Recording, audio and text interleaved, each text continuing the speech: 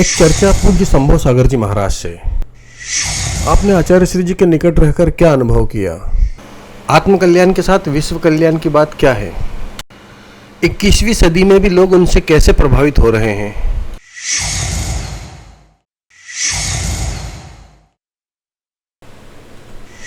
खेती बाड़ी भारत की मर्यादा शिक्षा साड़ी है, हाइकू का क्या मतलब है? आइए जानते हैं इन सभी के जवाब पूज्य श्री संभव सागर जी महाराज से। महाराज जी नमस्ते। आप आचार्य श्री विद्यासागर जी महाराज जी के काफ़ी निकट रहते हैं। उनके कुछ संस्मरण व उनके जीवन के बारे में हर व्यक्ति जानना चाहता है। उनकी बातें करने से ही मन को बहुत शांति मिलती है, खुशियों के साथ पुण्य का संचय होता है। कुछ उनके जीवन के बारे में बताइए। आचार्य जी के जीवन से लेके इतना कुछ है कि उसको वर्णन करना अपने आप में एक समय में सब कुछ कहना बहुत सरल और बहुत संभव नहीं है। बहुत से पहलुओं से हम उनके जीवन के व्यक्तित्व को हम कह सकते हैं, चाहे वो वैराग्य हो, चाहे वो संयम हो, चाहे वो कुछ भी हो, चाहे उनका संयम के जीवन के 50 वर्ष हों, चाहे उनकी शुरुआत हो, कहीं से भी लें, वो एक अपने आप में एक अद्भुत व्यक्तित्व हैं। कहते हैं कि उनके पास कोई व्यक्ति जाता है तो अपने आप चुंबक की तरह खिंचा चला जाता है। जैसे चुंबक लोहे तत्व को खींच लेती है, वैसे ही उस व्यक्तित्व में ना जाने ऐसा कौन सा आकर्षण है कि हर व्यक्ति एकदम खिंचा चला जाता है। जब मैंने मतलब कहते हैं जब खेलने कूदने की उम्र होती है, तब मैंने उस उम्र में जब मैं 8वीं क्लास में पढ़ता था तब उनके प्रथम दर्शन किए थे। और कहते हैं वो जो दर्शन हुए, मैं बस उस दर्शन के बाद मैं उनका ही हो गया और तब से आज तक उनके चरणों में अपना जीवन समर्पित कर दिया।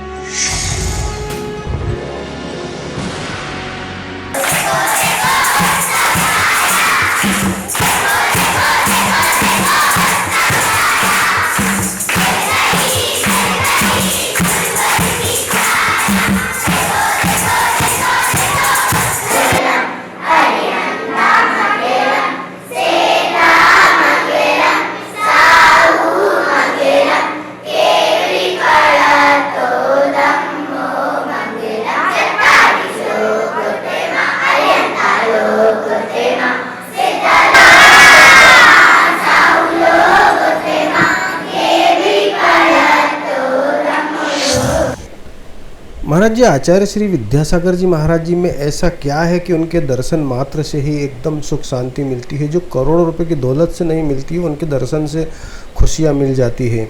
तो आचार्य श्री का जीवन क्या है, जबकि सब मोह माया का और सब चीज़ों का त्याग है, तो 21वीं सदी में मन को कैसे बस में रखते हैं? असल में है क्या, आपने अभी तक भारतीय संस्कृति को समझे ही नहीं है।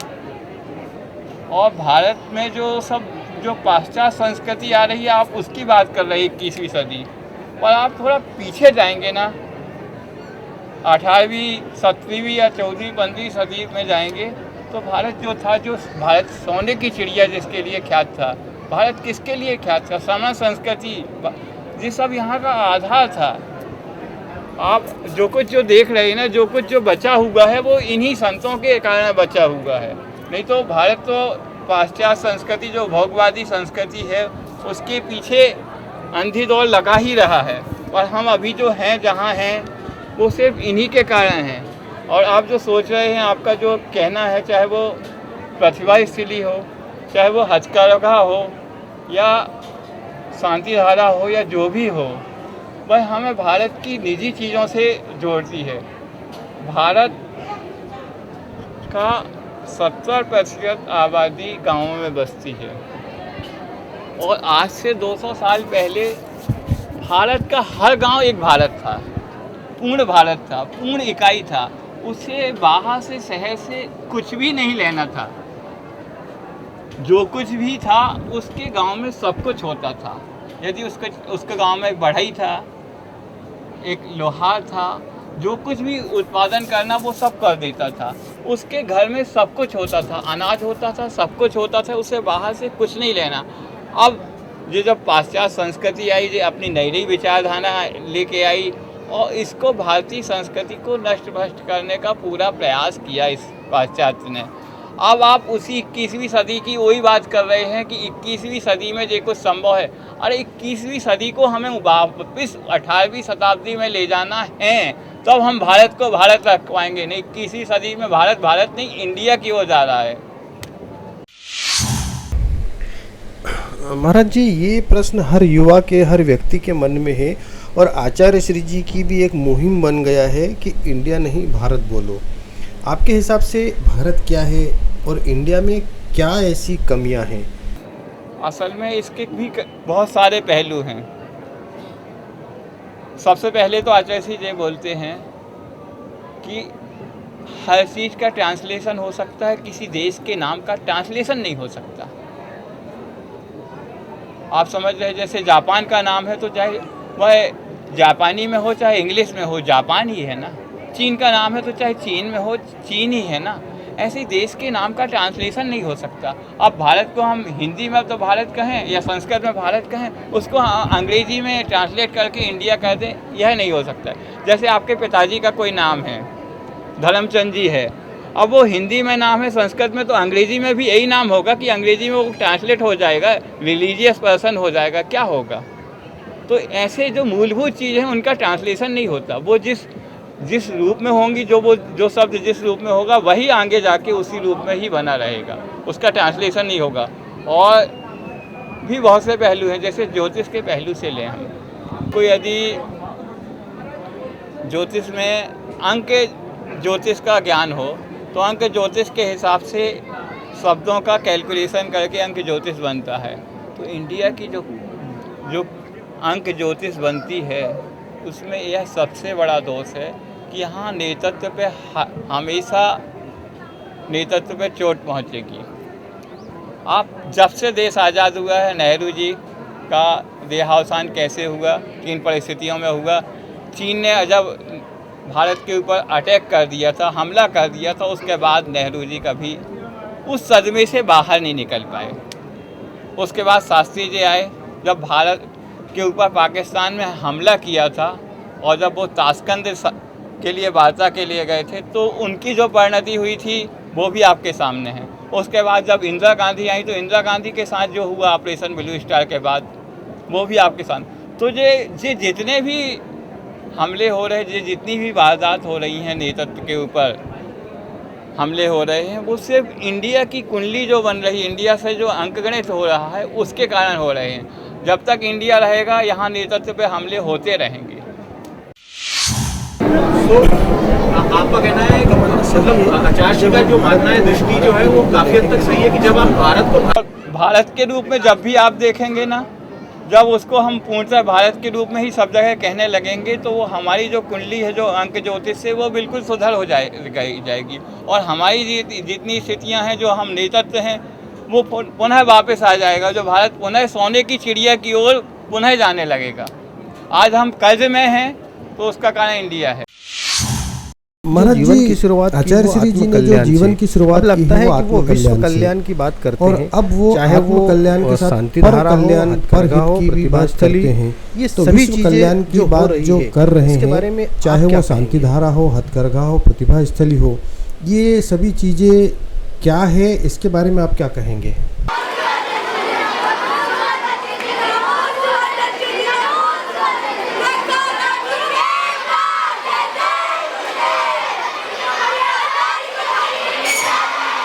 आपका प्रश्न बहुत अच्छा है, इस वर्तमान परिवेश में बहुत अच्छा है।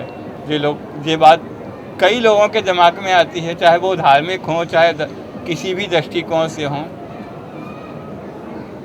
परहित और आत्महित, आपने दो शब्द लिए, एक आत्महित, एक परहित। साधक जब अपनी साधना के शुरुआती दौर पे होता है तो वह अपनी आत्मा में पूरा खो जाना चाहता है, खो गया। उनने आत्मा की पूरी साधना कर ली और अभी उनकी आत्मा की आत्म साधना का कहीं विराम नहीं हुआ है। वह जब आंखें बंद करते हैं तो आत्म साधना में ही लीन होते हैं।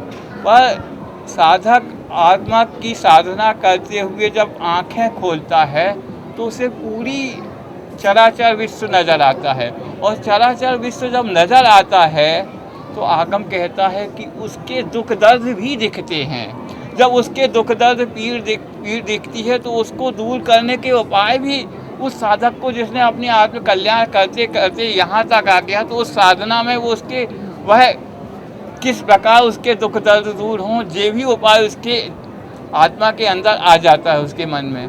तब वो उन उपायों को, जो चूँकि पुरातन हमारी भारतीय संस्कृति है, ऋषि संस्कृति है, उसके आधार पर कि यह मानस कहीं भटक नहीं जाए, यह भारतीय जन भटक नहीं जाए, यह पाश्चात्य संस्कृति की ओर जो चला जा रहा है, इसका उस भोगवाद से यदि योगवाद पर ही रखना है तो किस प्रकार किया जाए, तो उसके लिए उसके मानस में यह विचार उपजते हैं, चाहे वह हथकरघा का है। अब हम लोग 2-3 साल पहले की बात है, बीना वाला चतुर्मास चल रहा था, उसके और 1-2 साल पहले से इस पूरे भारत देश में या मध्य प्रदेश में कहीं भी देख लीजिए, खेती किसानी में इतने संकट आ रहे थे कि साल दर साल किसान को खेती में घाटा हो रहा था, और उस साल भी पानी ना के बराबर ही गिरा था बीना वाला जब चतुर्मास हो रहा था। और आप ये समझ लीजिए कि जो साधक की आप बात कर रहे हैं आचार्य विद्यासागर, वो कहाँ से आया है? उसने बचपन में खेती की है। खेत वह रोज़ जाते थे, कैसे गन्ना उगाया जाता है, कैसे ज्वार उगती है, खेत को कैसे संभाला जाता है, कैसे पानी दिया जाता है, पानी कितना चाहिए है, क्या है, ये सब उनको अनुभव है। और खेत में कैसा लाभ होता है, कैसा नुकसान होता है, ये सब अनुभव है। तो अब उनके उस अनुभव ने बोला कि किसान का भरपेट सिर्फ खेती से नहीं हो सकता है। खेती यदि 4 से 8 महीने की है तो बाकी 4 महीने में वो क्या करेगा? तो इन्हीं जब उनके जेहन में ये सब प्रश्न आए तो फिर उनके उपाय भी सूझे। तो उनको शांति धारा का गौ पालन का उपाय आया कि यदि किसान एक 2-4-5 गायों को पालन कर ले, पशुओं का पालन कर ले, तो उसके अतिरिक्त उसकी आमदनी हो जाएगी और वह सुखी भी रहेगा। और यह जो सात्विक भी एक तरीके से है, गाय पालन सात्विक व्यवसाय है। ऐसे ही वो हथकरघा अपनाता है, तो उस हथकरघे में जो वह कपड़ा बनेगा वह उसकी अतिरिक्त आय के लिए भी साधन होगा, और दूसरी बात वह कपड़ा उसकी मेहनत का होगा, पसीने का होगा। उसकी जो कीमत होगी, जो आज पावर लूम से कपड़ा आ रहा है, उसकी कीमत नहीं होगी। और पावर लूम के कपड़े में वस्त्र में आप हिंसा और अहिंसा की दृष्टिकोण से भी विचार करेंगे तो यह हथकरघा का जो वस्त्र है यह शुद्ध अहिंसक है। पावर लूम के वस्त्र में, उसके धागे में कुछ ऐसे पदार्थों की कोटिंग होती है कि वह अशुद्धि है, वो हिंसाजनक चीज़ें हैं। तो उस दृष्टि से भी और स्वास्थ्य की दृष्टि से भी, और सबसे बड़ी बात है जो आचार्य कहते हैं, हम लोग सब समण हैं। समण शब्द सम से बना है। सम का भारतीय जीवन में बहुत बड़ा महत्व है। जब तक भारतीय सम करता रहेगा, स्वस्थ रहेगा, सब कुछ रहेगा। हम भी समण हैं। हम दिन से, सुबह से हमारी चर्या जो शुरू होती है, सुबह भोर के पहले से, प्रथम प्रहर से, और वो जब रात के वहाँ तक जाती है तो वह हमारा पूरा सम ही है। उसी सम की बात आचार्य ने यहाँ हथकरघे और पशुपालन के लिए उठाई कि जब वो श्रम करेगा, मेहनत करेगा, स्वस्थ रहेगा और अपना वस्त्र आदि निर्माण करेगा, स्वयं रहेगा।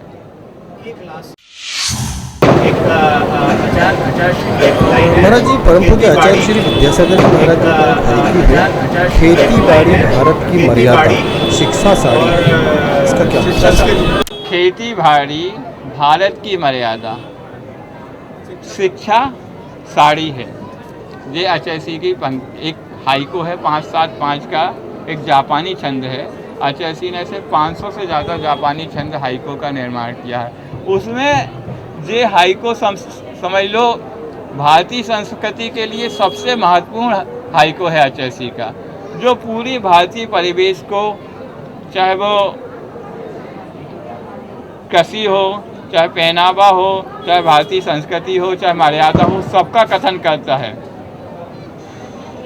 अब खेती बाड़ी से आशय ये है, जब खेत होता है तो उसकी एक बाड़ी भी होती है जिसको मर्यादा कहते हैं। यदि खेत में बाड़ी नहीं हो तो पशु आदि उसको बहुत नुकसान पहुंचाते हैं। ऐसे ही भारतीय संस्कृति की भी एक मर्यादा है। भारतीय संस्कृति की वह मर्यादा जो हमें ऋषियों ने हमें जो सौंपी है संस्कृति, उसको हम आज 2000 से 5000 वर्षों तक ले आए हैं और आगे और ले जाएंगे। उसी मर्यादा का, उसी संस्कृति का आचार्य विद्यासागर जी ने इस हाइकू के माध्यम से उल्लेख किया है कि शिक्षा, एजुकेशन जिसको आप कहते हैं, तो सिर्फ किताबों का ज्ञान ही एजुकेशन है? सिर्फ वही है शिक्षा है क्या? मात्र वह शिक्षा नहीं है। शिक्षा क्या है? शिक्षा एक कर्म है। एजुकेशन क्या है? और education is a object. Object है तो ऑब्जेक्ट किसी न किसी कोई चीज़ तो ऑब्जेक्ट होगी। तो आचार्य जी ने उस ऑब्जेक्ट को, उस कर्म को साड़ी से जोड़ा है। साड़ी तो एक मात्र उपलक्षण है। तो वह कोई भी कर्म करेगा तो वह जैसे खेती करता है तो खेती शिक्षा है। यदि वह साड़ी बनाता है तो साड़ी शिक्षा है, पुस्तकें शिक्षा नहीं है। वह कोई भी ऐसा उद्योग कर रहा है जो भारतीय संस्कृति में पुरातन तरीके से चले आ रहे हैं, वो सब शिक्षा है, वो शिक्षा से बाहर नहीं है। अब जब अभी जो लोहे बनाने के कारखाने आए, बड़ी बड़ी फैक्ट्रियाँ लगी, उसके पहले क्या लोहे तत्व नहीं बनता था? कुतुब मीनार के सामने जो एक खंबा है वो आज से हज़ारों साल पुराना है और उसमें आज तक जंग नहीं लगा। आज बड़ी बड़ी फैक्ट्रियाँ हो गई, वैज्ञानिक आ गए, लोहे तत्व बन रहा है, पर लोहे तत्व की एज क्या है? उसमें जंग नहीं लगता क्या? तो हमारे यहाँ शिल्प ज्ञान और खनिज विज्ञान इससे पहले कितना अच्छा था, इससे आप देख सकते हो। वही सब चीज़ें शिक्षा साड़ी है, उसी से ली गई हैं कि ये सब शिक्षा के ही मूल तत्व हैं।